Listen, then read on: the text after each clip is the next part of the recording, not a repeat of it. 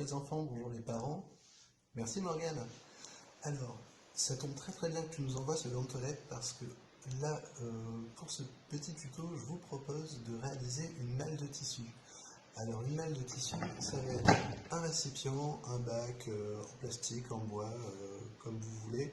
L'essentiel, c'est qu'il soit quand même assez rigide pour que l'enfant puisse s'appuyer dessus pour chercher à l'intérieur. C'est une activité qui s'adresse principalement aux plus petits de vos enfants, aux alentours de 7-8 mois, jusqu'à 2 ans par exemple.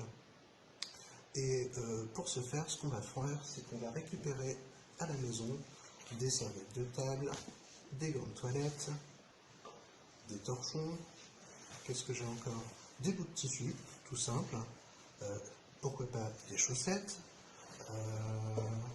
L'idée, c'est en fait de rassembler dans cette malle plein de tissus, de textures et de couleurs différentes. Alors il va y avoir des choses un petit peu douces, un petit peu moelleuses, des choses un petit peu plus soyeuses et plus lisses, des choses un petit peu plus rugueuses, des petits tissus, des grands tissus, voilà.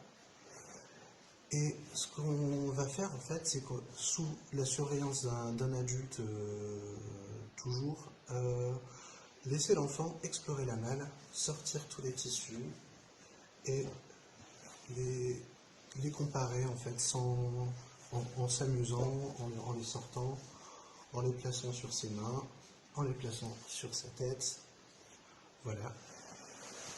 Et comme ça, il va pouvoir également transvaser, enlever tous les tissus de la boîte, les remettre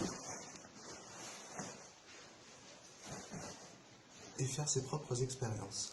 Alors, je disais sous la surveillance d'un adulte parce que tous les tissus qui sont ici ne sont pas préparés pour un usage par des jeunes enfants. L'idéal, ce serait d'avoir des talents de couture et de pouvoir réaliser des petits morceaux de tissu pour éviter tout risque d'étranglement.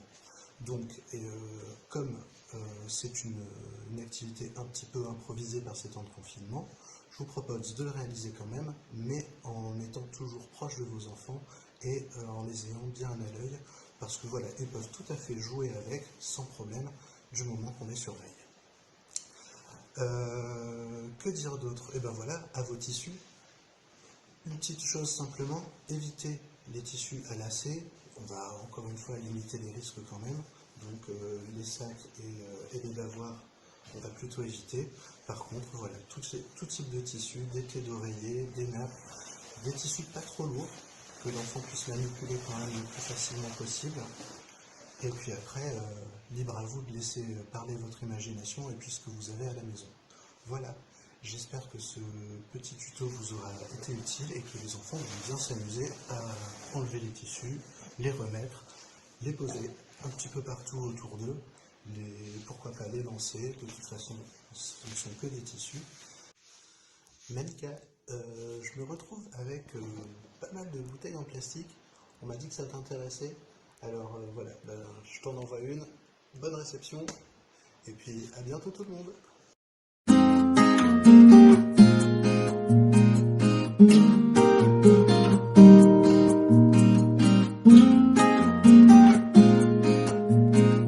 Mm-hmm.